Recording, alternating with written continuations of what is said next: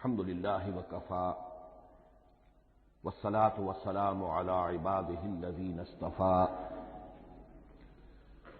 خصوص حامیم والکتاب المبین انا جعلناہ قرآنا عربیا لعلکم تعقلون وَإِنَّهُ فِي أُمِّ الْكِتَابِ لَدَيْنَا لَعَلِيٌّ حَكِيمٌ وقال تبارك وتعالى كما ورد في سورة الواقعة فلا أقسم بمواقع النجوم وإنه لقسم لو تعلمون عظيم إنه لقرآن كريم في كتاب مكنون لا يمسه إلا المطهرون تنزيل من رب العالمين وقال عز وجل كما ورد في آخر سورة الفجر بل هو قرآن مجيد في لوح محفوظ۔ آج شعبان معظم کی 28ویں شب ہے اور ہم ماہ رمضان مبارک کے دوران نماز تراویح کے ساتھ دورہ ترجمہ قرآن کی تمہید کے طور پر آج اور کل تعارف قرآن کے ضمن میں بعض چیزوں پر غور کریں گے تاکہ اثناء دورہ ترجمہ قرآن یہ چیزیں آپ کے ذہن میں ایک پس منظر کے طور پر موجود رہیں۔ رمضان مبارک میں نماز تراویح کے ساتھ دورہ ترجمہ قرآن کا جو سلسلہ ہم نے شروع کیا اب اسے 15 برس سے زائد ہو چکے ہیں۔ الحمدللہ کہ اس کا چرچا اب وسیع و عریض پیمانے پر ہو چکا ہے، نہ صرف اندرون ملک بیرون ملک بھی۔ اس دوران میں خود میں نے جہاں تک مجھے یاد پڑتا ہے کم سے کم 6 مرتبہ دورہ ترجمہ قرآن کی تکمیل کی سعادت حاصل کی ہے۔ 2 مرتبہ اس سے قبل کراچی میں، 3 مرتبہ لاہور میں، 1 مرتبہ ملتان میں، 1 مرتبہ ابوظہبی میں۔ اور اس سال جو میں اپنی اب ضعیفی اور اپنے علالت کے باوجود یہ ہمت کر رہا ہوں اس کا ایک خاص سبب ہے، اور وہ یہ کہ اللہ کے فضل و کرم سے بعض صورتیں ایسی پیدا ہوئیں کہ کیبل ٹی وی پر میرے ان دروس قرآن یا دورہ ترجمہ قرآن کے کیسٹ دکھائے گئے بھارت میں، اور وہیں سے یہ درخواست بھی موصول ہوئی کہ ہم چاہتے ہیں کہ اسے سیٹلائٹ پر ٹیلی کاسٹ کرائیں، لیکن اس کے لیے اس کی جو ریکارڈنگ ہے اس کا معیار بہتر ہونا چاہیے۔ تو اس ضرورت کو پورا کرنے کے لیے میں یہ ہمت کر رہا ہوں، اگرچہ اب جو بھی عمر کی سطح ہے ومن نعمرہ ننکسہ فی الخلق، میری یادداشت بھی اتنی شارپ نہیں رہی ہے جتنے پہلی تھی، استحضار جو کراس ریفرنسز کا ہے وہ بھی اب اتنا نہیں ہے جتنا کہ پہلے تھا، اور کبھی کبھی میری زبان لڑکھڑاتی بھی ہے۔ ان تمام معذوریوں کے باوجود اس ایک اہم ضرورت کے تحت میں نے یہ ارادہ کیا۔ میں خود بھی اللہ سے دعا کرتا ہوں، آپ بھی اللہ سے دعا فرمائیں کہ اس ارادے کی تکمیل ہو جائے اور اس سلسلے کو اللہ تعالیٰ اپنے کلام پاک کے پیغام اور علم اور حکمت کی ایک بڑے پیمانے پر پورے عالم انسانیت میں پھیلانے کا ذریعہ بنا دے۔ تعارف قرآن کے ضمن میں سب سے پہلی بات جو سمجھنے کی ہے وہ یہ کہ قرآن مجید کے بارے میں ہمارا اجمالی عقیدہ کیا ہے۔ یہ 3 جملوں پر مشتمل ہو سکتا ہے۔ ہمارے نزدیک قرآن اللہ کا کلام ہے جو محمد الرسول اللہ صلی اللہ علیہ وسلم پر نازل ہوا، اور تیسرے یہ کہ یہ مکمل محفوظ شکل میں موجود ہے بنوعاً، اس میں نہ کوئی تحریف ہوئی ہے نہ کوئی تبدیلی ہوئی ہے۔ یہ کم سے کم 3 اجزاء ہیں ہمارے عقیدے کے قرآن مجید کے بارے میں۔ لیکن اب اس کی کچھ علمی توضیحات۔ سب سے پہلے یہ کہ کلام ہونا، اس کا اللہ کا کلام ہونا، اس لیے کہ آپ کے علم میں ہے کہ تورات جو حضرت موسیٰ علیہ السلام کو دی گئی تھی وہ لکھی ہوئی شکل میں پتھر کی تختیوں پر لکھی ہوئی صورت میں دی گئی تھی، اور قرآن مجید کی تنزیل جو محمد رسول اللہ صلی اللہ علیہ وسلم پر ہوئی ہے وہ ایک مختلف صورت میں ہوئی ہے۔ اس کو قرآن مجید خود اللہ کا کلام قرار دیتا ہے۔ چنانچہ سورہ توبہ کی آیت ہے، آیت نمبر 6، وَإِنْ أَحَدٌ مِّنَ الْمُشْرِكِينَ اسْتَجَارَكَ فَأَجِرْهُ حَتَّىٰ يَسْمَعَ كَلَامَ اللَّهِ ثُمَّ أَبْلِغْهُ مَأْمَنَهُ۔ جب ہجرت کے 9ویں سال آخری وارننگ دی گئی تھی مشرکین عرب کو کہ اب صرف تمہیں چند مہینے کی مہلت دی جا رہی ہے، اس دوران میں آخری فیصلہ کر لو اسلام قبول کرنا ہے یا نہیں، اس لیے کہ اس کے بعد مشرکین عرب کے لیے کوئی رعایت نہیں ہوگی، جو لوگ اسلام قبول نہیں کریں گے انہیں تہہ تیغ کر دیا جائے گا۔ فَإِذَا انْسَلَخَ الْأَشْهُرُ الْحُرُمُ فَاقْتُلُوا الْمُشْرِكِينَ حَيْثُ وَجَدتُّمُوهُمْ۔ جب یہ مہلت ختم ہو جائے تو ان مشرکین کا قتل عام کرو۔ اس کی وضاحت پھر جب سورہ توبہ ہم پڑھیں گے تو اس وقت ہوگی، اس وقت یقیناً ذہن میں کچھ اشکالات آئیں گے، لیکن اس وقت اس ضمن میں تفصیلی بحث کا موقع نہیں۔ اب اس میں ایک استثناء رکھا گیا کہ ایک مشرک ہے وہ چاہتا ہے کہ اتنا بڑا چیلنج جو ہمیں دے دیا گیا تو ہمیں موقع دیا جائے کہ ہم آئیں، آپ کے پاس بیٹھیں، کچھ دن رہیں، اللہ کا کلام سنیں، آپ کیا بات منوانا چاہتے ہیں، اس کے لیے کیا دلائل ہیں، اس کو اچھی طرح سمجھیں، اس کا ہمیں موقع ہونا چاہیے۔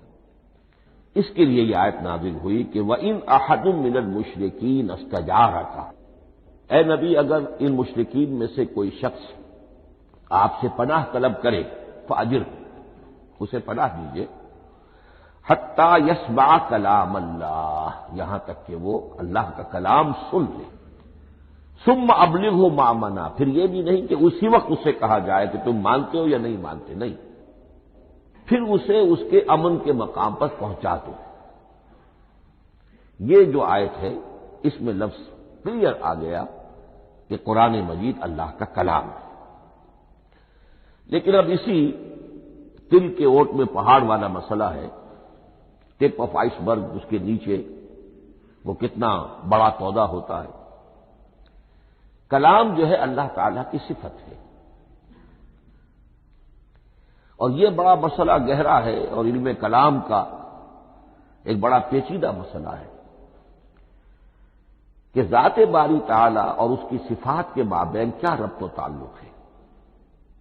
آیا صفات ذات کا جز ہیں، جزو لا ینفک ہے، حصہ ہے، یا کچھ زائد بر ذات، جس کو علامہ اقبال نے ایک جگہ کہا ہے صفات ذات حق، حق سے جدا یا عین ذات۔ یہ ہمارے علم کلام کا ایک بڑا پیچیدہ مسئلہ ہے، لیکن یہ کہ اس میں متکلمین کا جو تقریباً اجماعی فیصلہ ہے وہ 2 لفظوں میں آتا، لا عین ولا غیر۔ اللہ کی صفات نہ تو اس کی ذات کا عین ہے نہ اس کی ذات سے غیر ہے، بہت پیچیدہ شکل ہے، اور یہ بھی اس وقت کا میرا موضوع نہیں ہے، میں صرف کسی اور موضوع کے لیے صرف حوالے دے رہا ہوں۔ بہرحال قرآن مجید کا جو تعلق ہے ذات باری تعالی کے ساتھ، وہ اس مسئلے سے بخوبی واضح ہو جاتا ہے کہ چونکہ یہ اللہ تعالی کی صفت ہے، اور صفت کو ہم یہ نہیں کہہ سکتے کہ وہ ذات باری تعالی سے جدا ہے، یہ بھی نہیں کہہ سکتے کہ اس کی ذات کا جزو لا ینفک ہے۔ کچھ اسی طرح کا تعلق ہے قرآن مجید کا ذات باری تعالی کے ساتھ، لیکن یہ مسئلہ قرآن مجید میں خود بیان ہوا، اور سورہ حشر کی آیت میں تو یہ فرمایا گیا، اللہ تعالیٰ نے اپنے اس کلام کی عظمت کو یوں بیان کیا، وہ عظمت کما ہیا، جیسے کہ وہ فی الواقع ہے، اور جس کا کہ گویا کہ پورا ادراک ہمارے لیے اپنی بہت سی محدودیتوں کی وجہ سے ممکن نہیں ہے۔ لیکن ایک تمثیل کے پیرائے میں سمجھایا، لو انزلنا ھذا القرآن علی جبل لرأیتہ خاشعا متصدعا من خشیۃ اللہ وتلک الامثال نضربها للناس لعلهم یتفکرون۔ اگر ہم نے اس قرآن کو کسی پہاڑ پر اتار دیا ہوتا تو تم دیکھتے کہ وہ دب جاتا اور پھٹ جاتا اللہ کے خوف سے۔ اور یہ مثالیں ہیں جو ہم لوگوں کے لیے بیان کرتے ہیں تاکہ وہ غور کریں، تدبر کریں، سمجھیں۔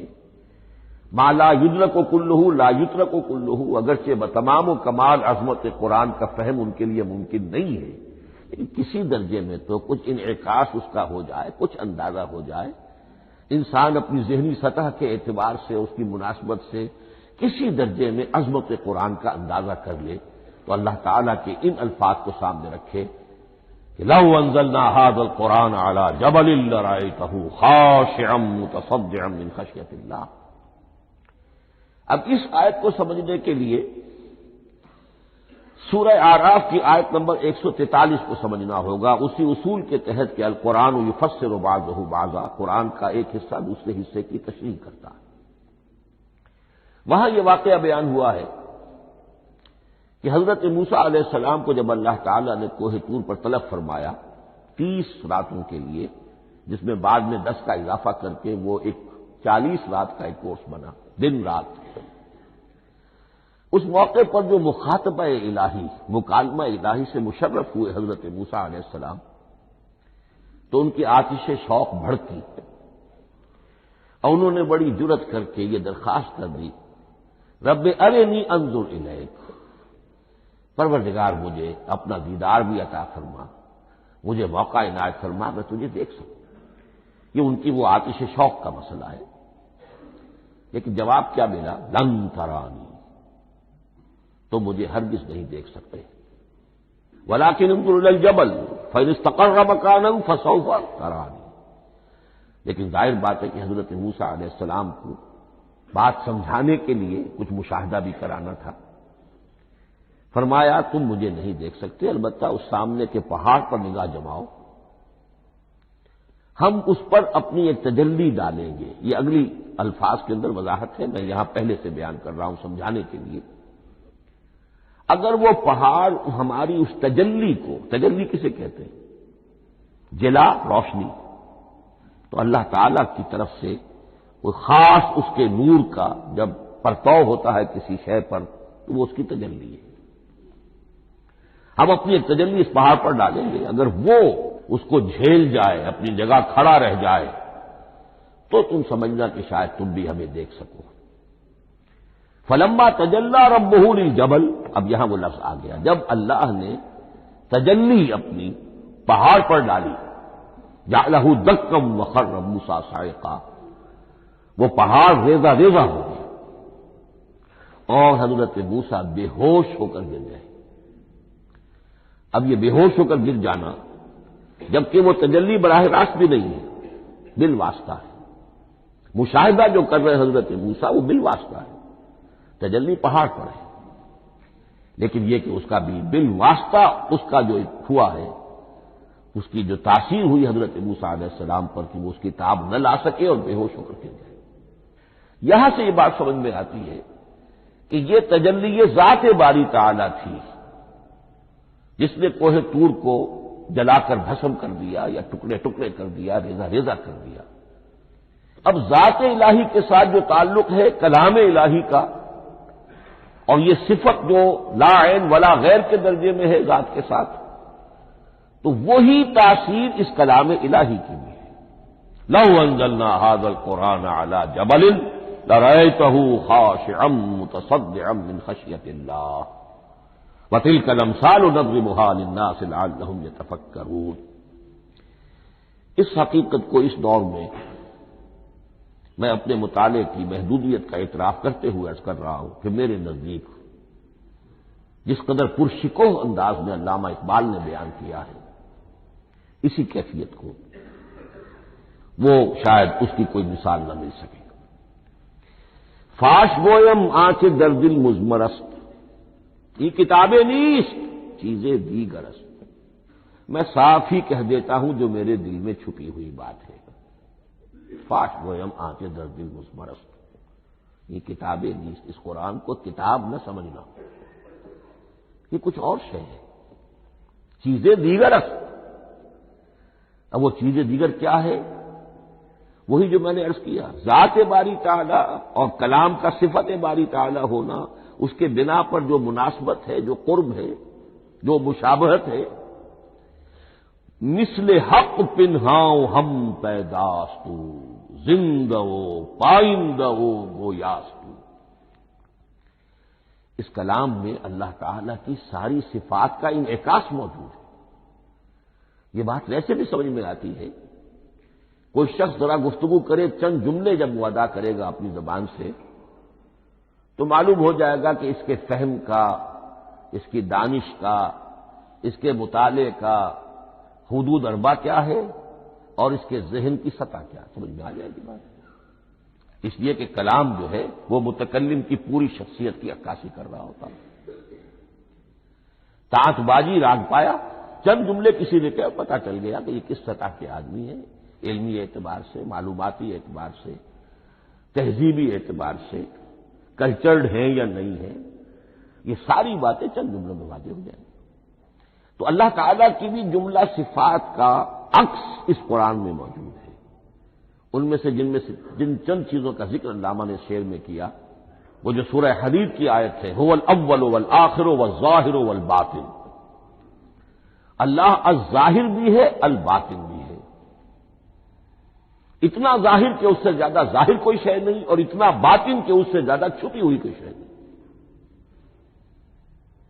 اسی لیے حضور سے جو منقول ہیں الفاظ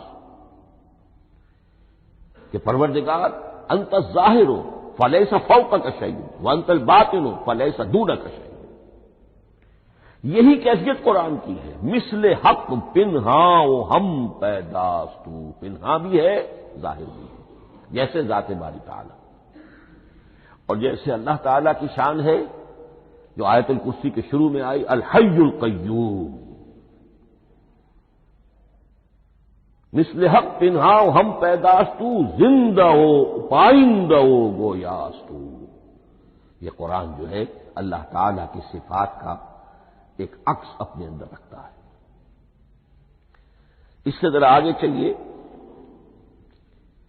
کلام کے بارے میں اب کلام الہی ظاہر بات ہے کہ صفت ہے، اور صفت قدیم ہے.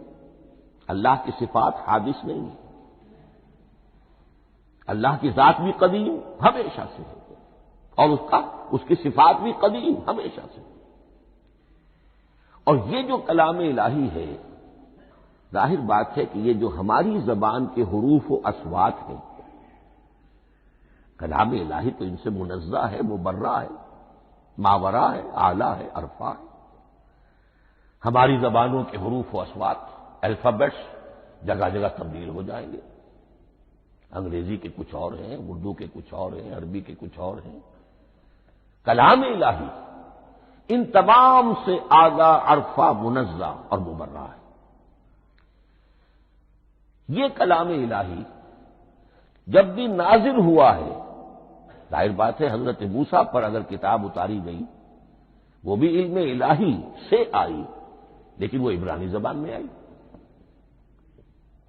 حضرت عیسیٰ علیہ السلام پر انجیل اتاری گئی، ہم یقین سے نہیں کہہ سکتے، دو میں سے کسی ایک زبان میں اتاری گئی ہوگی، یا عبرانی ہوگی، اس لیے کہ شام کے جس علاقے میں، فلسطین کے جس علاقے میں ان کی پیدائش ہوئی اور جہاں وہ دعوت و تبلیغ کے لیے گھومتے رہے، اس کے عوام کی زبان تھی آرامی، اور خواص کی زبان تھی عبرانی، ہیبریو. تو یا تو وہ بھی تورات کی طرح عبرانی ہی میں نازل ہوئی تھی، یا آرامی میں ہوگی. لیکن اب کوئی نسخہ نہ ہیبریو کا، کوئی قدیم نسخہ دنیا میں موجود ہے، نہ آرامی کا. جو سب سے پرانا نسخہ ملتا ہے انجیل کا، وہ اس کا ترجمہ ہے، لیٹن زبان کا ترجمہ ہے یا گریک ترجمہ ہے، اصل کوئی نہیں. بہرحال جب وہ کلام الہی محمد الرسول اللہ پر نازل ہوا، اب اس نے حروف و اصوات کا وہ جامہ پہنا کہ جو عربی زبان کے ہیں.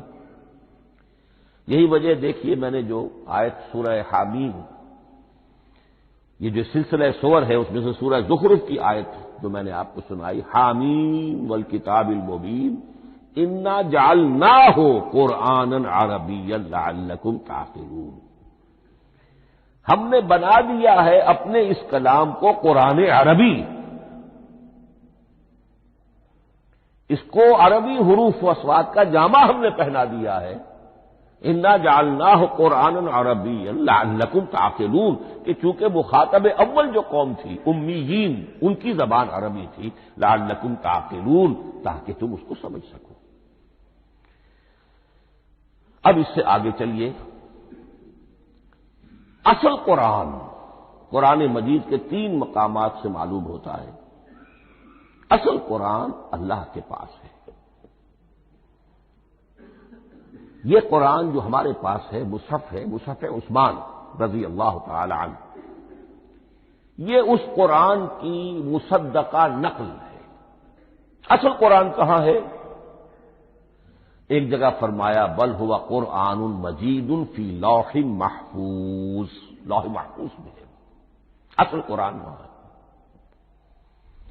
اسی طریقے سے اسی سورہ زخرف کی اگلی آیت کیا ہے؟ ہم نے اسے عربی قرآن بنا کر اتارا، لیکن اصل قرآن کیا ہے؟ وَإِنَّهُ فِي أُمِّ الْكِتَابِ لَدَيْنَا لَعَلِيٌّ حَكِيمٌ، حقیقت میں تو یہ ام الکتاب میں ہے جو ہمارے پاس ہے، اور علی ہے بہت بلند، حکیم بڑی حکمت والا، یا محکم مضبوط، حکیم کے دونوں معنی۔ استحکام بھی اسی ہے کاف اور میم کے مادے سے بنا ہے، کسی شے کا پختہ ہو جانا، مضبوط ہو جانا، اور عقل کی پختگی وہ حکمت ہے، وہ دانائی ہے۔ اس اعتبار سے نوٹ کیجئے اصل قرآن کہاں ہے؟ لوح محفوظ میں۔ اصل قرآن کہاں ہے؟ ام الکتاب میں۔ اسی کو کہا گیا ہے ایک اور مقام پر فی صحف مکرمۃ مرفوعۃ مطہرۃ بأیدی سفرۃ کرام بررہ۔ یہ قرآن، اصل قرآن تو بڑے صحیفوں میں، ان صحیفوں میں ہے، ان صفحات میں ہے، ان اوراق میں ہے، جس کی شان کیا ہے؟ مکرمۃ، ان کی انتہائی تعظیم کی جاتی ہے، مطہرۃ، نہایت پاک صحیفے، فی صحف مکرمۃ مرفوعۃ، بلند و بالا، مطہرۃ بِأَیْدِی سَفَرَةٍ کِرَامٍ بَرَرَةٍ، ان فرشتوں کے ہاتھ میں جو بہت باعزت، بہت اونچے درجے کے، ان کے ہاتھوں میں ہے۔ وہ لوگ ہیں کہ جن کی تحویل میں ہے یہ کلام پاک، فی صحف مکرمۃ مرفوعۃ مطہرۃ بِأَیْدِی سَفَرَةٍ کِرَامٍ بَرَرَةٍ۔ اب اسی کو بیان کیا ہے سورہ واقعہ میں، فلا اقسم بمواقع النجوم، تو نہیں، میں قسم کھاتا ہوں ستاروں کے ڈوبنے کی جگہ کی۔ وَإِنَّهُ لَوْ تَعْلَمُونَ لَقَسَمٌ عَظِيمٌ، وَإِنَّهُ لَقَسَمٌ لَوْ تَعْلَمُونَ عَظِيمٌ، اور اگر تم جان سکتے تو یہ بہت بڑی قسم ہے جو ہم نے کھائی ہے، بہت بڑی گواہی ہے جو ہم نے پیش کی۔ اب تدریجاً اس کا انکشاف ہو رہا ہے۔ یہ آج جو تصور ہے بلیک ہولز کا، اس سے کچھ اندازہ ہوتا ہے یہ ستارے کہاں ڈوب جاتے ہیں، بڑے بڑے ستارے نسیم منسیہ ہو جاتے ہیں، ستارے نہیں، پوری گیلیکسیز اس میں گم ہو جاتے ہیں، وہ مقبرے ہیں بڑی بڑی گیلیکسیز کے۔ فلا اقسم بمواقع النجوم وانه لقسم لو تعلمون عظیم انه لقرآن کریم، یہ قرآن ہے بہت باعزت، فی کتاب مکنون، اور یہ اس کتاب میں جو چھپی ہوئی ہے۔ یہ لؤلؤ مکنون کا لفظ آتا ہے قرآن مجید میں، جیسے موتی ہوتے ہیں انہیں چھپا کر رکھا جاتا ہے ڈبیوں میں، مخملی ڈبیوں کے اندر موتیوں کو، اسی طریقے سے فی کتاب مکنون، لا یمسہ الا المطہرون، وہ صحیفے بھی بہت مطہرہ تھے اور ان کو چھو نہیں سکتے مگر وہی جو انتہائی پاک ہیں، ملائکہ مقربین۔ جن کے قریب سے بھی ہو کر معصیت یا گناہ کا کوئی تصور تک نہیں گزر سکتا، وہ ہیں جو اس کو چھوتے ہیں، ان کے ہاتھوں میں ہے، ان کی تحویل میں ہے۔ یہ ہے وہ چیزیں کہ جس سے اندازہ ہوا کہ اصل قرآن کہاں ہے۔ یہ جو ہمارے پاس ہے در حقیقت یہ نقل مطابق اصل ہے، مصدقہ نقل ہے۔ اب اس میں آپ سے عرض کر دوں کہ ایک بہت خوبصورت بات ہمیں جو ملتی ہے، تورات میں جو استثناء، جو صفر استثناء ہے، ڈیوٹرانومی، اس کے 18ویں باب میں 18ویں اور 19ویں آیات جو ہیں اس میں ذکر موجود ہے، میں ان کے لیے انہی کے بھائیوں میں سے تیری مانند ایک نبی برپا کروں گا۔ اللہ تعالیٰ کلام فرما رہے ہیں یہاں حضرت موسیٰ علیہ السلام سے، آج بھی موجود ہے۔ اولڈ ٹیسٹمنٹ، ڈیوٹرانومی یا کتاب استثناء، صفر استثناء، اس کا 18واں باب، اس کی 18ویں اور 19ویں آیات جب چاہیں جا کر دیکھیں۔ میں ان کے لیے ان کے بھائیوں ہی میں سے تیری مانند ایک رسول اٹھاؤں گا، میں ان کے لیے انہی کے بھائیوں میں سے تیری مانند ایک نبی برپا کروں گا اور اپنا کلام اس کے منہ میں ڈالوں گا، اور جو کچھ میں اس سے کہوں گا وہی وہ ان سے کہے گا۔ یہ ہے جو پیشین گوئی ہے محمد الرسول اللہ صلی اللہ علیہ وسلم کی۔ اور یہاں وہ فرق واضح کر دیا گیا، اے موسیٰ تم سے تو یا تو ہم نے کلام کیا ہے یا تمہیں جو کتاب دی ہے وہ لکھی ہوئی دی ہے، لیکن جو نبی تیری ہی مانند میں برپا کروں گا۔ اب اس میں بھی نوٹ کرنے کی بات ہے کہ حضرت موسیٰ کے مشابہ نبی اکرم صلی اللہ علیہ وسلم کے سوا کوئی نبی نہیں۔ صاحب کتاب وہ بھی تھے، صاحب کتاب محمد بھی ہے، صاحب امت وہ بھی تھے، اور صاحب امت محمد رسول اللہ ہے۔ تیری مانند صاحب شریعت، حضرت عیسیٰ صاحب شریعت نہیں تھے، شریعت موسوی ہی کو نافذ کرنے کے لیے آئے تھے۔ ان کی حیثیت دین موسوی کے مجدد کی تھی، ویسے نبی تھے، اللہ کے فضل و کرم سے نبی تھے، اس میں کوئی شک نہیں، رسول تھے، لیکن یہ کہ ان کے کام کی نوعیت کیا تھی، اس لیے کہ کوئی نئی شریعت لے کر نہیں آئے۔ اب بھی انجیل میں الفاظ موجود ہیں، don't think I have come to destroy law, یہ موزائک لا جسے یہ کہتے ہیں، شریعت موسوی، وہ تم پر نافذ رہے گی، تم اس کی پابندی کرو، چونکہ صاحب شریعت رسول یا موسیٰ یا محمد صلی اللہ علیہ وسلم علیہ الصلوۃ والسلام، تو میں ان کے بھائیوں میں سے، اب بھائی کون ہوں گے؟ ظاہر بات ہے بنی اسرائیل، ان کے کزنس کون ہیں؟ بنی اسماعیل۔ بنی اسرائیلی تو جو بھی نبی ہے وہ انہی میں سے ہے، ان کے بھائیوں میں سے، تو بھائی تو ہوگا، ان کا کزن ہوگا، اب وہ کون ہے؟ بنی اسماعیل۔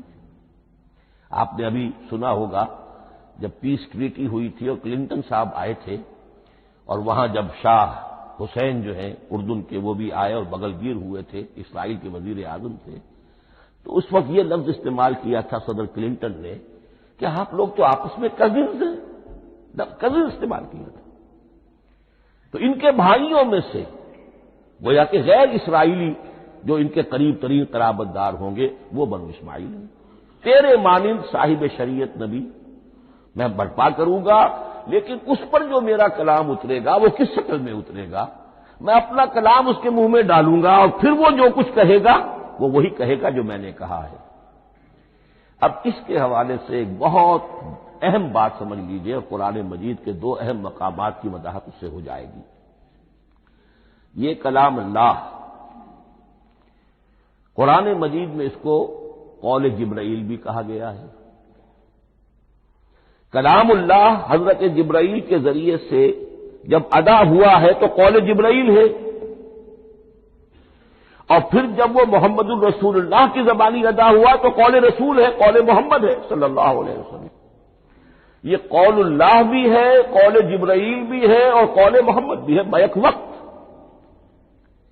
یہ بات دیکھیے سورہ انفطار میں اذا السماء انفطرت، اس میں یہ جو الفاظ آئے ہیں انہ لقول رسول کریم، سورۃ تکویر اذا الشمس كورت، انہ لقول رسول کریم ذی قوت عند ذی العرش مکین مطاع ثم امین وما صاحبکم بمجنون۔ یہ یہاں پر حضرت جبرائیل کا ذکر ہو رہا ہے۔ وما ہوا بقول شیطان الرجیم، محمد تک اس قرآن کو لانے والا تو وہ بلند پائے کا فرشتہ ہے، یہ کوئی شیطان رجیم نہیں ہے۔ اس لیے کہ مکے والوں نے کہہ دیا تھا ہو سکتا ہے کوئی بدروح آئی ہو محمد پر، اور اس بدروح نے کوئی الٹی سیدھی بات سکھا دی ہو، نہیں۔ انہ لقول رسول کریم، یہاں رسول کریم کون ہے؟ حضرت جبرائیل۔ انہ لقول رسول کریم ذی قوت عند ذی العرش مکین، بڑی قوت والا اور جس کا بڑا اونچا مقام اور مرتبہ ہے عرش والے کے قریب۔ ذی قوت عند ذی العرش مکین مطاع ثم امین، وہ فرشتوں کے مطاع ہیں، فرشتے ان کی اطاعت کرتے ہیں، فرشتوں کے سردار ہیں، اور پھر ساتھ ہی پورے امین ہیں، جبرائیل امین، یہ ہم لفظ استعمال کرتے ہیں۔ اور اس کے بعد آگے جا کے فرمایا وما ہوا بقول شیطان الرجیم، یہ کسی شیطان رجیم کا قول نہیں ہے۔ اب یہاں اس سورہ تکویر میں قرآن کو قول جبرائیل قرار دیا گیا، لیکن سورۃ الحاقہ میں چلیے اس کے آخر میں آتا ہے انہ لقول رسول کریم وما ہوا بقول شاعر قلیلا ما تؤمنون ولا بقول کاہن قلیلا ما تذکرون تنزیل من رب العالمین۔ یہاں اب رسول کریم سے مراد محمد الرسول اللہ صلی اللہ علیہ وسلم، یہ کسی شاعر کا قول نہیں ہے، کسی کاہن کا قول نہیں ہے، یعنی جس کے زبانی یہ قرآن لوگوں کے سامنے آ رہا ہے۔ جبرائیل کا قول ہو کر تو محمد پر نازل ہوا صلی اللہ علیہ وسلم، لیکن اب لوگوں کے سامنے وہ قول محمد بن کر آ رہا ہے۔ انہ لقول رسول کریم وما ہوا بقول شاعر قلیلا ما تؤمنون ولا بقول کاہن قلیلا ما تذکرون تنزیل من رب العالمین۔ تو قرآن مجید کلام اللہ ہے، پھر وہ قول جبرائیل بنا جب جبرائیل نے آ کر محمد کو سنایا، اور پھر وہ قول محمد بنا جب محمد کی زبان مبارک سے لوگوں نے اسے سنا، اہل عرب نے سنا، اور پھر وہ بات پھیلتی چلی گئی۔ اب آخری بحث اس موضوع پر جو ہے وہ یہ ہے، کلام الہی کی 3 صورتیں ہیں جو قرآن مجید میں سورہ شورى کی آیت نمبر 51 میں بیان ہوئی ہے۔ وما كان لبشر ان يكلمه اللہ، کسی بشر، کسی انسان کی یہ حیثیت نہیں ہے، مقام نہیں ہے کہ اللہ اس سے کلام کرے۔ یہ نہیں کہا کہ اللہ کے لیے ممکن نہیں ہے، نہیں، اللہ کے لیے تو ہر شے ممکن ہے، لیکن کسی بشر کا یہ مقام نہیں ہے کہ اللہ اس سے کلام کرے۔ مخلوق ہے، بشر ہے۔ ما كان لبشر ان يكلمه اللہ الا اب 3 شکلیں آئیں، الا وحیا او من وراء حجاب او يرسل رسولا فيوحي بإذنه ما يشاء انه علی حکیم۔ 3 صورتیں ہیں کلام الہی کی، یا تو براہ راست اللہ وحی کرتا ہے بغیر کسی فرشتے کی درمیان میں ذریعہ بنائے ہوئے، اسی کا نام الہام ہے، اسی کا نام تحدیث ہے۔ یہ غیر نبی کے ساتھ بھی ہوتا ہے۔ حضور نے فرمایا ہر نبی کی امت میں محدث ہوتے تھے جن سے اللہ کلام کرتا تھا، اور میری امت کا محدث عمر ہے رضی اللہ تعالی۔ محدث نہیں، محدث کے معنی ہے علم حدیث کا ماہر۔ امام بخاری محدث ہے، امام مسلم محدث ہے۔ محدث تحدیث سے مفعول بنا، جس سے بات کی جاتی ہے۔ محدث، اللہ بات کرتا ہے، اللہ دل میں ڈال دیتا ہے، القاء ہو جاتا ہے، الہام ہو جاتا ہے، کوئی فرشتہ درمیان میں نہیں، براہ راست۔ دوسری شکل کلام کی کیا ہے؟ او من وراء حجاب، یہ ہمارے علم کی حد تک صرف حضرت موسیٰ علیہ السلام کی شان ہے، استثنائی شان ہے۔ وَكَلَّمَ اللَّهُ مُوسَىٰ تَكْلِيمًا، اور موسیٰ کے ساتھ تو اللہ نے کلام فرمایا جیسے کہ کلام کیا جاتا ہے۔ فرق کیا تھا؟ من وراء حجاب، پردہ تھا، دیکھ نہیں سکتے تھے۔ تبھی تو ان کی وہ آتشی شوق بھڑکی تھی. کیا قیامت ہے کہ چلمن سے لگے بیٹھے ہیں، صاف چھپتے بھی نہیں، سامنے آتے بھی نہیں، کلام بھی فرما رہے ہیں، لیکن یہ کہ بات مجھے دیدار عطا کرنے کے لیے تیار نہیں. رب ارنی انظر الیک. لیکن یہ جو کلام ہے ہمارے علم کی حد تک براہ راست اس دنیا میں حضور سے ہوا ہے معراج کی شب، لیکن وہ 7ویں آسمان پر ہوا. اس دنیا میں ہمارے علم کی حد تک یہ کلام براہ راست من ورائے حجاب صرف حضرت موسیٰ علیہ السلام کی استثنائی شان ہے. اور تیسرا ہے او یرسل رسولا فیوحی باذنہ ما یشاء، یا تیسری صورت یہ کہ اللہ کسی پیغامبر کو بھیجتا ہے جو وحی کرتا ہے جو اللہ چاہتا ہے. یہ تیسری شکل ہے وحی کی. قرآن مجید اس تیسری شکل میں نازل ہوا ہے محمد رسول اللہ صلی اللہ علیہ وسلم. حضور کو جو الہام ہو جاتے تھے، جو حضور کو القاء ہو جاتا تھا، جو آپ کے دل میں براہ راست اللہ کی طرف سے وحی آتی تھی، وہ قرآن میں شامل نہیں ہے. اگرچہ حضور کے خواب بھی سچے تھے، وہ بھی اللہ کی طرف سے ہوتے تھے، شیطان کی آمیزش نہیں ہو سکتی تھی، لیکن یہ بھی قرآن میں شامل نہیں ہے. قرآن میں شامل ہے تیسری قسم کی وحی، او یرسل رسولا، پھر ہم بھیجتے ہیں ایک پیغامبر کو فرشتوں میں سے. اللہ یصطفی من الملائکۃ رسلا ومن الناس، اللہ چن لیتا ہے فرشتوں میں سے بھی اپنا پیغامبر اور انسانوں میں سے بھی. تو فرشتے کے ذریعے سے ایک فرشتہ جو اللہ سے لیتا ہے اور انسان رسول انسان تک پہنچا دیتا ہے. اب وہ رسول انسان، رسول بشر جو ہے وہ اپنے ہم نوع ہم جنس لوگوں کو پہنچاتا ہے.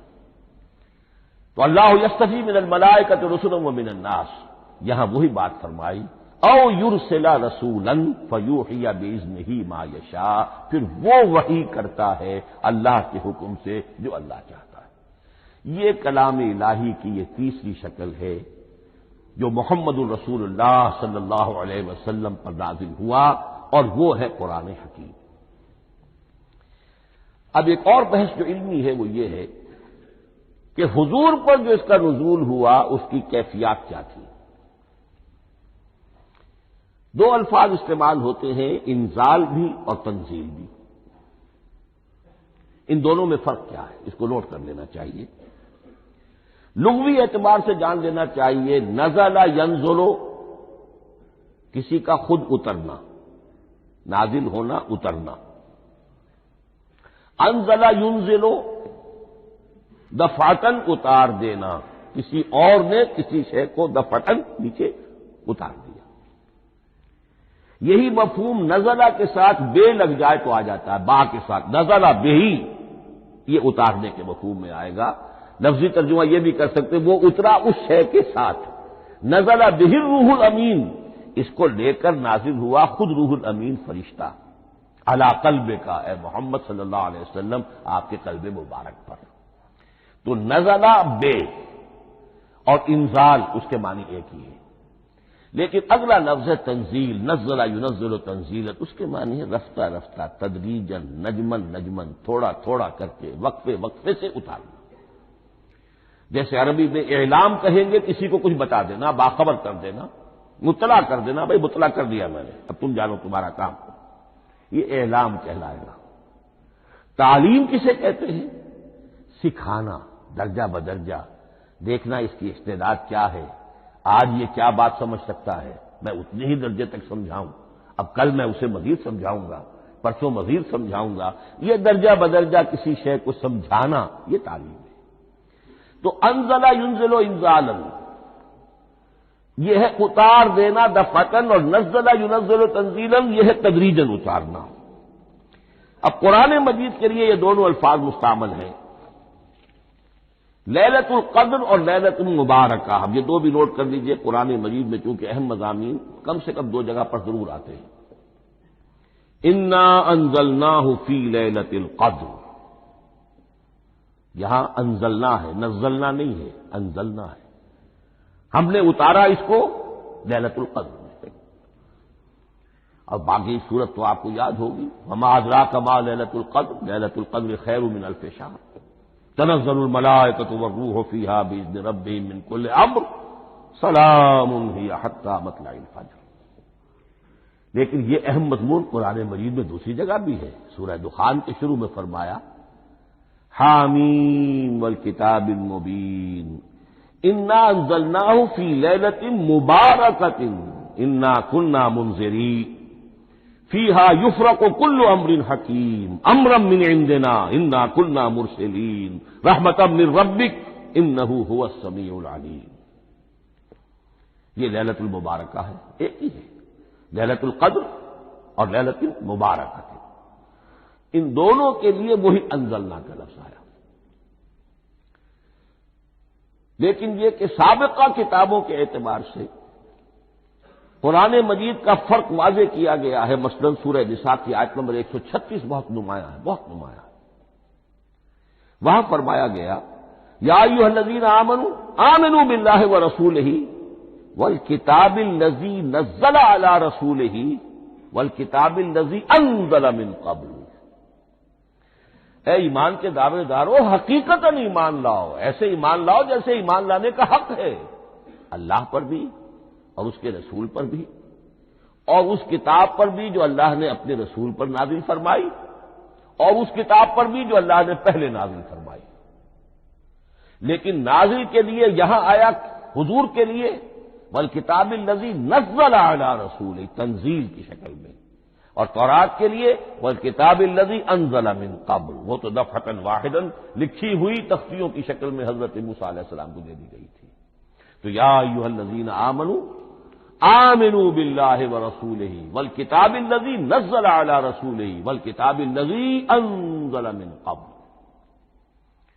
یہ جو تنزیل ہوئی ہے حضور پر، یعنی لیلۃ القدر میں جو رمضان مبارک میں ہے، پورا قرآن لوح محفوظ سے، کتاب مکنون سے، ام الکتاب سے نقل کر کے اتار دیا گیا سمائے دنیا تک۔ پہلا آسمان جسے ہم کہتے ہیں سمائے دنیا، وہ آسمان جو قریب ترین ہے دنیا کے، وہاں سے اب یہ درجہ بدرجہ تھوڑا تھوڑا چند آیتیں، چند سورتیں، پھر آیتیں، پھر سورتیں، یہ نازل ہوا محمد الرسول اللہ صلی اللہ علیہ وسلم پر۔ گویا کہ پہلا مرحلہ انزال کا ہے، پورا قرآن لوح محفوظ یا کتاب مکنون یا ام الکتاب سے نقل کر کے اتار دیا گیا سمائے دنیا تک۔ یہ ہے انزل ینزل انزالا انا انزلناہ فی لیلۃ القدر انا انزلناہ فی لیلۃ مبارکہ۔ لیکن محمد الرسول اللہ پر یہ نازل ہوا اب تھوڑا تھوڑا، نجمن نجمن، درجہ بدرجہ، تدریجن۔ یہ ہے تنزیل۔ اس تنزیل کی حکمت قرآن مجید میں بیان ہوئی ہے، اور اس اعتبار سے کہ اہل عرب نے، اہل مکہ نے اعتراض کیا تھا کہ یہ پورا قرآن کیوں نہیں محمد ایک ہی مرتبہ پیش کر دیتے صلی اللہ علیہ وسلم۔ اس میں جو چیز مضمر تھی وہ یہ تھی کہ چونکہ یہ حقیقت میں اللہ کا کلام نہیں ہے، یہ محمد کا اپنا کلام ہے، تو کوئی شاعر دنیا میں ایسا نہیں ہے جو ایک دم اپنا پورا دیوان دے دے۔ وہ تو ساری عمر میں تھوڑا تھوڑا، آج غزل کہی، کل قصیدہ کہا، پرسوں کچھ اور کہا، پھر وہ جمع ہوتا ہے تو وہ دیوان بنتا ہے۔ اسی طریقے سے تو یہ کر رہے ہیں۔ اگر یہ اللہ کا کلام ہوتا تو بیک وقت آ جاتا۔ یہ تو ذرا محنت کرتے ہیں، کچھ اس کے اندر اس کو اپنی محنت سے کوشش کر کے کچھ موضوع کرتے ہیں، کلمات، الفاظ، اور اس طریقے سے رفتہ رفتہ لے کر آ رہے ہیں۔ اس لیے ان کا اعتراض نقل ہوا ہے یہ وقال الذین کفروا لولا نزل علیہ القرآن جملۃ واحدۃ، انہوں نے کیوں نہیں اترا یہ قرآن پورا کا پورا ایک ہی بار؟ یہ اعتراض تھا۔ اس اعتراض کے جو جوابات دیے گئے ہیں وہ نوٹ کیجیے کہ لوگوں کے حق میں یہ مفید ہے، یہ پورے قرآن کا تحمل ایک وقت میں کر نہیں سکتے۔ یہ پورا قرآن تو ایک ہی مرتبہ اگر پہاڑ پر بھی اتار دیا جاتا تو وہ پھٹ جاتا، دب جاتا۔ وَقُرْآنًا فَرَقْنَاهُ لِتَقْرَأَهُ عَلَى النَّاسِ عَلَى مُكْثٍ وَنَزَّلْنَاهُ تَنزِيلًا، سورہ بنی اسرائیل آیت 106۔ یہ وہ قرآن ہے ہم نے جس کو ٹکڑے ٹکڑے کر کے، فرق نہ ہو، فرق توڑ دینا، تھوڑا تھوڑا کر کے ہم نے کر دیا، لِتَقْرَأَهُ عَلَى النَّاسِ عَلَى مُكْثٍ، تاکہ آپ اسے پڑھ کر سنائے لوگوں کو وقفے وقفے سے، تاکہ وہ سہار سکیں، سنبھال سکیں، برداشت کر سکیں۔ وَنَزَّلْنَاهُ تَنزِيلًا، اسی وجہ سے ہم نے اسے نازل کیا ہے بطرز تنزیل، بطرز انزال نہیں، بطرز تنزیل۔ وَقُرْآنًا فَرَقْنَاهُ لِتَقْرَأَهُ عَلَى النَّاسِ عَلَى مُكْثٍ وَنَزَّلْنَاهُ تنزيلا۔ ایک حکمت تو ہو گئی عوام کے لیے، ایک حکمت خود رسول کے لیے صلی اللہ علیہ وسلم۔ كَذَلِكَ لِنُثَبِّتَ بِهِ فُؤَادَكَ وَرَتَّلْنَاهُ تَرْتِيلًا۔ اب ذرا نوٹ کیجئے، قلب محمدی کے لیے بھی اس پورے کلام کا ایک دم سہار آسان کام نہیں تھا۔ یہ اس لیے، یہ اسی سورہ الفرقان کی جو آیت کا میں نے ایک حصہ آپ کو سنا دیا تھا، اسی کے اندر اس کا جواب آیا ہے، اسی آیت میں۔ آیت نمبر 32 ہے یہ سورہ فرقان کی۔ وقال الذين كفروا لولا نزل عليه القرآن جملة واحدة، یہ اعتراض ہے۔ جواب کیا ہے؟ كذلك لنثبت به فؤادك، ہم نے یہ اس لیے کیا ہے نبی کہ اس کے ذریعے سے آپ کے دل کو ٹھہراؤ اور جماؤ عطا کریں، یہ ایک دم اس کا اتر جانا۔ انا سنلقی علیک قولا ثقیلا، بڑا بھاری بوجھ ہے، ناقابل برداشت ہے، تاکہ رفتہ رفتہ آپ کا دل، اس کے اندر تقویت بڑھتی چلی جائے، اس کے اندر اور اس کا تحمل جو ہے اس کی صلاحیت بڑھتی چلی جائے۔ کذالک لنثبت به فؤادک ورتلناہ ترتیلا، اسی لیے ہم نے تھوڑا تھوڑا کر کے نازل کیا ہے۔ ولا یاتونک بمثل الا جئناک بالحق واحسن تفسیرا، ساتھ ہی فرمایا کہ یہ لوگ جو بھی اعتراض کریں گے ہم اس کا جواب بھی اور بہترین تعویل بھی آپ کو دے دیں گے۔ اب اگلی بحث یہ ہے، یہ قرآن کب اور کہاں نازل ہوا؟ یہ عام معلوماتی شے ہے، اس میں کوئی پیچیدگی نہیں ہے، لیکن اس کی اہمیت ہے، بہت ضروری ہے۔ وہ میں انشاءاللہ اگلی بحث میں جبکہ قرآن کے سمجھنے کے جو اصول ہیں ان کو بیان کروں گا تو وضاحت سے بات آئے گی۔ یہ کہ یہ عام معلوماتی ایک ہمارے ذہن میں خاکہ رہنا چاہیے، زمان و مکان کا کیا رشتہ ہے قرآن کے ساتھ۔ قرآن نازل کب ہوا؟ ہمارا چونکہ عام طور پر جو معمول ہے، ہم تو جو کرسچین ایرا ہے اس کے حوالے سے ہمارے ذہن کے اندر سارا حساب کتاب ہے، تو سن 610 عیسوی سے لے کر 632 عیسوی تک شمسی حساب سے 22 سالوں میں قرآن نازل ہوا ہے۔ 571 حضور کی ولادت کا سال ہے، 571 عیسوی۔ 610 میں آپ 39 سال کے ہوئے، لیکن قمری حساب سے 40 کے ہو چکے۔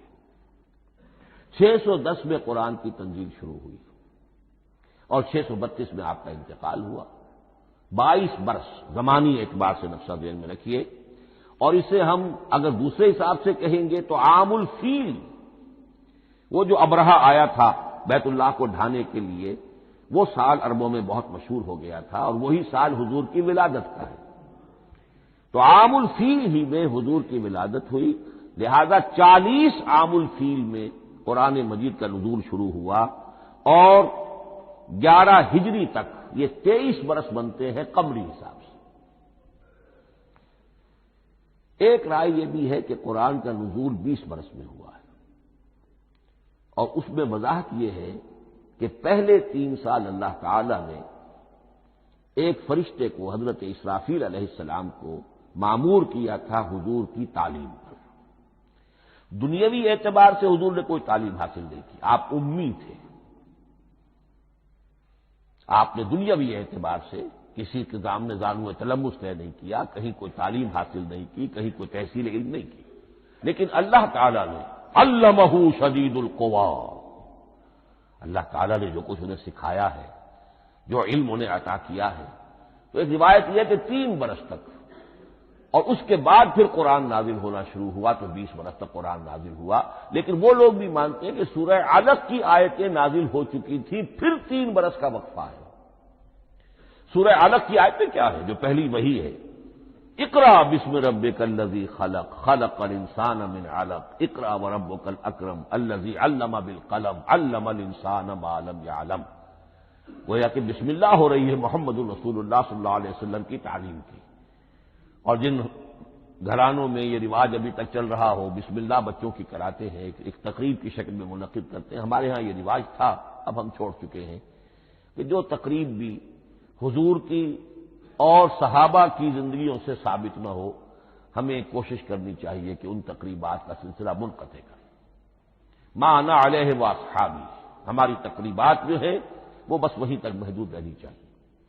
بہرحال وہ جو ایک چلتی ہے روایت، 4 سال 4 مہینے 4 دن کا بچہ یا بچی ہے تو بسم اللہ یہی آیتیں پڑھی جاتی ہیں.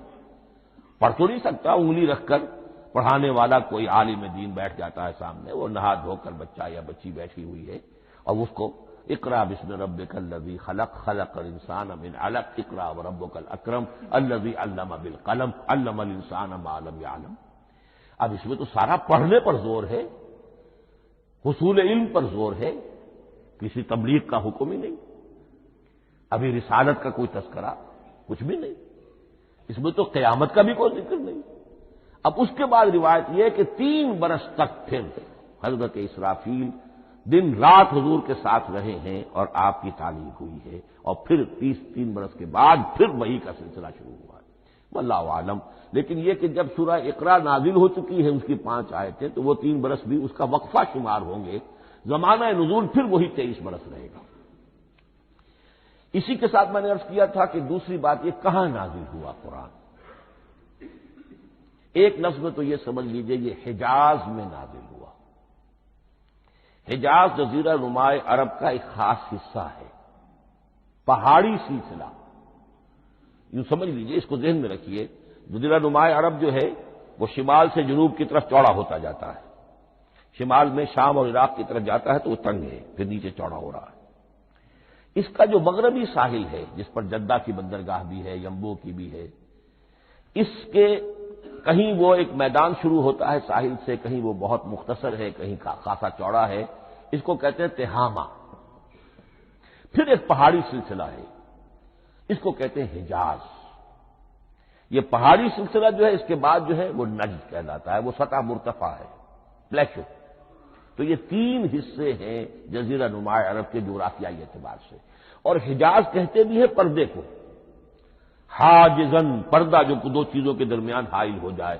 تو یوں سمجھیے کہ یہ فلیٹ ہے نجد کا، اور یہ فلیٹ ہے میدان، یہ ہے تہامہ کا، اور درمیان میں یہ پہاڑی سلسلہ کھڑا ہوا ہے. تو یہ گویا کہ ان دونوں کو جدا کر رہا، یہ حجاز ہے.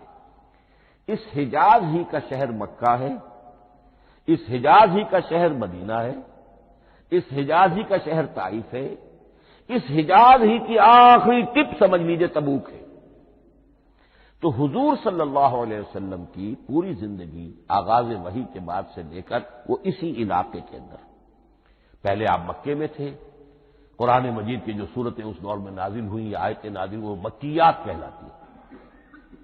پھر آپ نے ہجرت کی، اور ہجرت کر کے جب آپ جا رہے تھے اس دوران میں بھی کچھ قرآن نازل ہوا اثناء ہجرت میں. پھر آپ مدینے تشریف فرما ہوئے، اب وہ ہم کہتے ہیں مدنی قرآن. لیکن مدنی قرآن سارا مدینے میں نازل نہیں ہوا. آپ کبھی جا رہے کسی مہم پر، کسی جنگ کے لیے، غزوہ بدر کے لیے آ گئے ہیں، تو وہاں جو آیات نازل ہو رہی ہیں وہ مدینے میں تو نہیں ہو رہی. براڈ تقسیم تو یہی ہے، مکی مدنی. ہجرت سے قبل جو کچھ نازل ہوا وہ مکی، ہجرت کے بعد جو کچھ نازل ہوا وہ مدنی. لیکن صرف مدنی کہنا صحیح نہیں ہے. اثناء سفر تبوک، اتنا طویل سفر ہے آپ کا، اس کے دوران آتے جاتے قرآن نازل ہوتا رہا.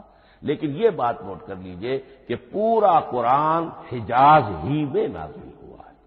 یہ تمام شہر، یہ تمام علاقہ حجاز کہلاتا ہے. ایک اور بحث جو ہم اسی اپنی پہلی نشست میں مکمل انشاءاللہ کر لیں گے وہ ہے محفوظیت قرآن کی بحث. میں نے عرض کیا تھا کہ 3 چیزوں پر ہمارا عقیدہ مشتمل ہے. یہ اللہ کا کلام ہے نمبر 1، نازل ہوا محمد الرسول اللہ پر صلی اللہ علیہ وسلم. اسی لیے ہم نے کلام سے متعلق کچھ مباحث علمی گہرائی میں اتر کر وہ سمجھے. حضور پر اس کے نزول، انزال اور تنزیل کے مختلف مراحل کو سمجھا. اب اس کی محفوظیت کے اعتبار سے واقعہ یہ ہے کہ واحد کتاب ہے پوری دنیا میں، واحد کتاب جس کے بارے میں دشمن بھی تسلیم کرتے ہیں، چاہے وہ اسے اللہ کا کلام نہ مانے، لیکن یہ مانتے ہیں کہ بعین ہی وہ شے جو محمد نے اپنی امت کو دی تھی آج بھی امت کے پاس صحیح موجود ہے۔ ظاہر بات ہے اگر تو اسے اللہ کا کلام مانے، وہی مانے، تب تو مسلمان ہی ہو گئے۔ وہ تو یہی کہتے ہیں کہ بہرحال محمد نے چاہے خود لکھا، تصنیف کیا، جو بھی کچھ کیا اس کو چھوڑ دیجئے، لیکن جو شے محمد نے اپنی امت کو دی تھی صلی اللہ علیہ وسلم بعین ہی وہ شے موجود ہے۔